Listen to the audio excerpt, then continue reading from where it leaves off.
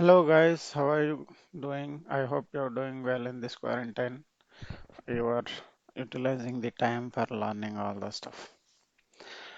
Okay, what we will do today? So we have seen constructor in the previous session. Today, what we will see is we will see the methods in Java. So what is the topic today? The topic today is methods. So guys, this is very important topic. So without methods, there won't be any projects. So, methods are very, very, very important. So if you see my first video, first session, so not in first session, maybe in class and object session. So every entity I told will have state and behavior. So behaviors are methods already we have seen in the previous session also. So every entity will have an action. So every entity can perform some actions. All those actions can be made as we can write as methods. Okay, so this is about the why methods. So methods represent the behavior of an entity. Behavior of entity. So that's the reason we need methods. Okay, what we will do today is so we'll write a calculator class. So we'll write a calculator class. So that calculator class can perform some actions like add and then subtract and then multiply, right? All these actions can perform, then divide. So these are the four operations we'll write, okay? And then we'll write this class. So this class name I'll make as calculator. So this I'll store as a calculator Java. Guys, if you have not subscribed to my channel, please subscribe to my channel. So I'll be adding every day some videos. My channel name is Happy Tech Trainings. So just enter this. So you'll be able to see here. So my channel, please do subscribe. Please watch my videos and encourage me. Okay, let's write the program now. So what I have done is, so I have just created a structure. Guys, it is very important for new learners to practice in command line. See, we'll go in another two sessions. We will go to Eclipse. There is some IDE called Eclipse. Then there won't be any compilation, all those stuffs. Eclipse internally it will do it for you.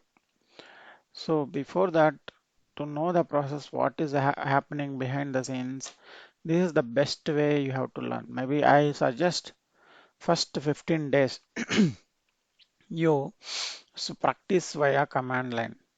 After that, definitely it will be uh, in this 15 days you will learn so many things. You will commit a lot of mistakes. So with each mistake you will learn something. Okay. So I have created a application called methods app, and then inside that my source and uh, src folder and classes folder I have created. I don't have anything now. So what I will do, I will write a class calculator. So here in this class I'll write. So we have written one method earlier, right? In the person class, which is speak method. So which is void method, void, right? So void. So we have written void speak. So what does it mean when we say void speak? So void means this method will not return anything. So void is a return type in Java. Void is a keyword again. So void is a return type which tells that it does not return anything. This method does not return anything. So that's the meaning of void. Um, so what we will do now, so we will create a method called add. So this method will return int. This method will return int. Okay. So in the previous method, what we have written void, there if you don't return also, it does not have any problem. So now what I will do is I will declare two values, int a equals to 10 and int b is equals to 20, and then int c is equals to a plus b. This is add, right? Sorry, a plus b. So guys, now I have not put any.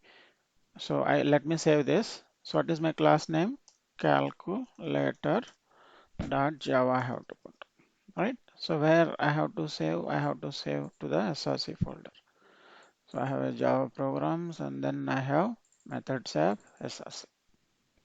So I'm saving there. So after saving, you just check type should be always Java file. Otherwise it will not compile. Now I have saved it. So what is my method is having currently? It is having two variables and then adding it. I am not returning anything. Let us see whether it will throw me error or not. I am going to SRC and then press CMD. So here I will do person calculator. So it will throw me on error, right? So let us see what is that error.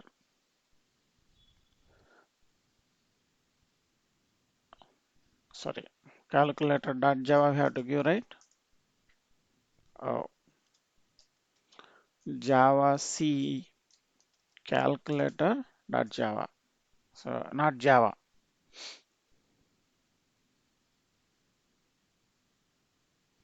See here clearly it is saying missing return statement. Missing return statement. So we have to have other than void, if you have anything, we have to have a return statement. That is the rule.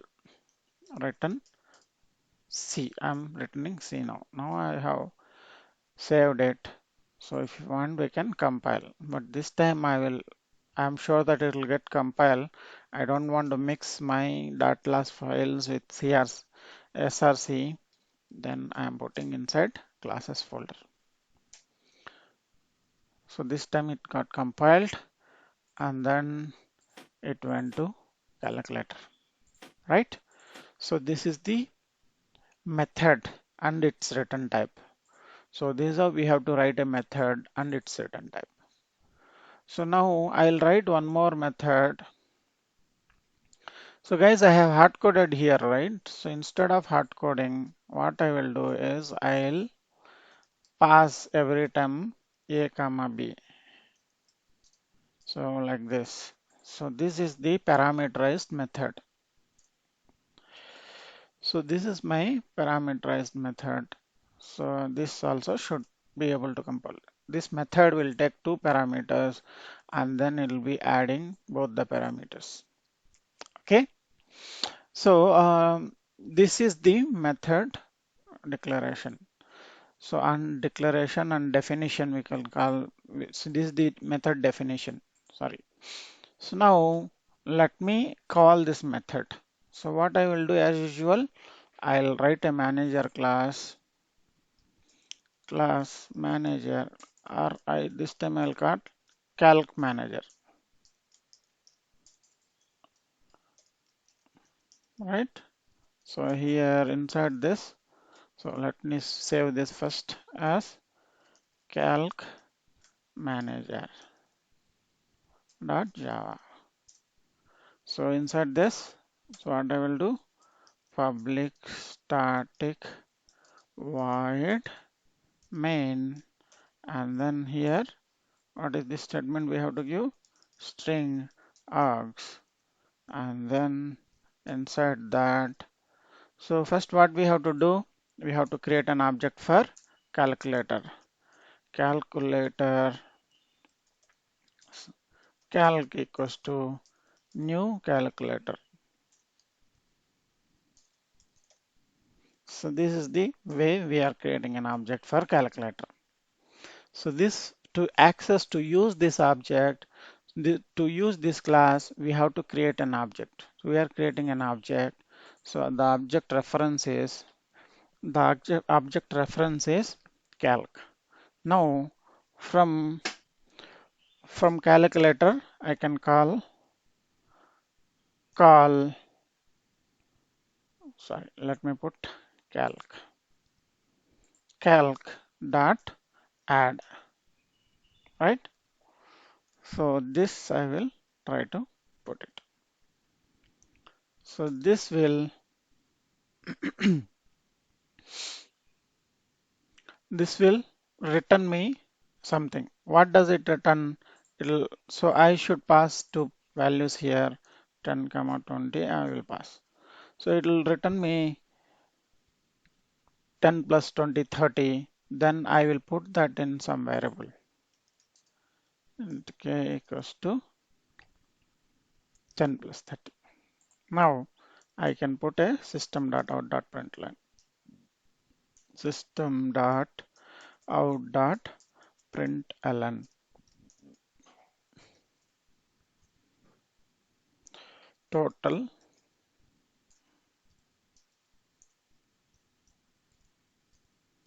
Total is k.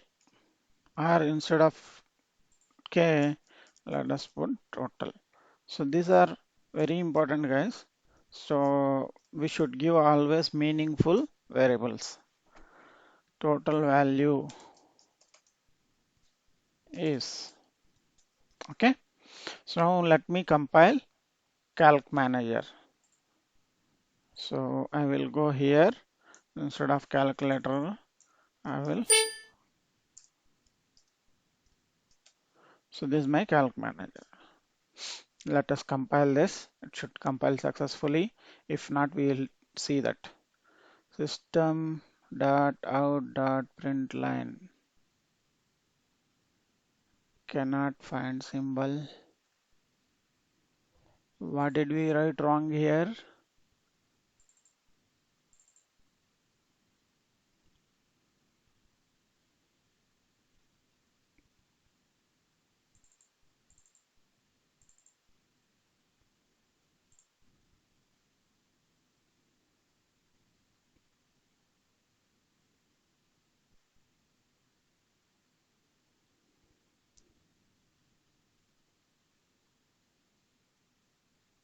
So here it should be println. I'm sorry. So it's a typo. So this has been compiled now. Now I wanted to run it. Then I will go to classes and then so here I can run calc manager. So what will be the output now? The output should be total value is 30. So this is a method. So declaring a method, writing a method, and then return type. So there is one more concept, guys, method overloading. Let's say this is one method which is taking two parameters. I want the add method which will take three parameters, right? This can also be possible, right? 3, 4 like that. So if you have more than one method with the same method name, then that we call as method overloading. Method overloading. So what is method overloading? Method overloading means if you have same method name multiple times, then we call as method overloading. So in this case, what we have? We have two methods, but both are same. Will this allow? Java will allow this. Let us see that. So I will do again I am going to compile calculator.java. See here method add int comma int is already defined in the class calculator. So it will not allow duplicates. So guys, what are the overloading rules of constructor? What are the overloading rules of constructor? What are the overloading rules of constructor? So we have seen in the constructor class, so the list number of params, right? Number of params, and then list order of params, and then type of params. Type of params should be, at least one of them should be unique. So this again, the same rules applies for method overloading also. So as because here both are same, all three are same here. What is the number of parameters? 2. What is the type of parameters? Int and int, both. And what is the order of parameters? Both int and int. So that's the reason it is not allowing, it is treating as duplicate. So what we will do, int c or int k I will do here, or int c here. So what I will do here is a plus b plus c. So into d, right? So what I have written now, so one of the rule is, see here we have all unique, we have here two number of parameters, here three number of parameters, here type of parameters are int and int. See here three are there, right? Int and int. So and then it is unique. One of the rules should be unique. So what are the constructor overloading rules? So number of params or order of params or type of params should be unique. At least one should be unique to do the method overloading. So this is one of the rule. So in the method overloading, this return type will not come. Okay, in method overloading, return type will not come. We can give here any other return type also. Okay, so we can see that. So return type will not come in the method overloading. So name should be, so when we don't call, if the name is different, we don't call that as a overloading. So name should be same for overloading, be it is constructor, be it is methods. So this is the method overloading concept. This is very important, guys. So now we have written one more, right? So what we will do, we will we will call that also, that method also. So this time these two lines I'll copy again. So here I'll pass 10, 20, 30. This is a three parameters taking add method. So again I'm printing the, so second time we should not declare the value. So as big first time only we have declared, right? Second time we should not declare the value. So this I'll try to compile and check. So now already we have compiled the calculator. So I'm going to compile calculator manager. Got compiled.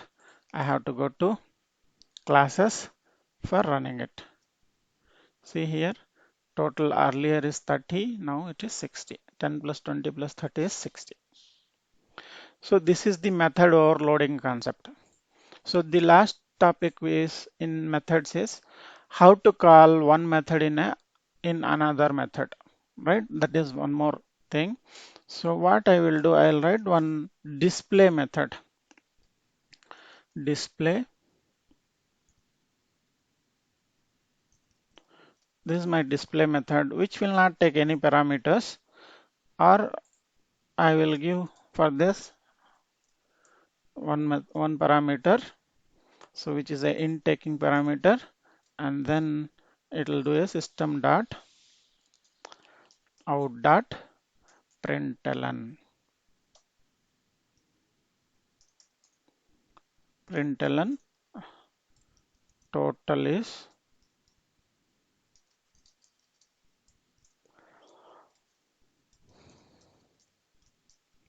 this is my total. So what I will do is I will call this method display method from both the methods. So display method will be called. So how do you call? This is the syntax for calling it.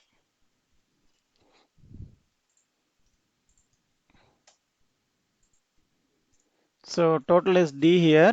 So I'm passing that. So here also total is C here. I'm passing that. So in the calculator.java, I don't need to print this. I'll comment this because in the add method only I have kept the displays, right? Right. So let us compile both the classes now. I have saved both of them. So instead of doing one by one, I'm doing start.java now. Should compile. It got successfully compiled. Now this time I'm running it. See again the same value it is coming because so earlier if you see it would have been total value is now total is. I have in the display method I have just put total is, right? So this is how we call the method, one method inside another method, one method inside the another method. So that's it guys about the methods. So in the next class, we'll see some more interesting things. We'll play with Java programs. Okay. So we'll play with Java programs and then after that we'll go for OOPS concepts. So if you're not subscribed to my channel, please subscribe to my channel. Please comment, please share your thoughts. Please ask your questions in the comments. Thank you.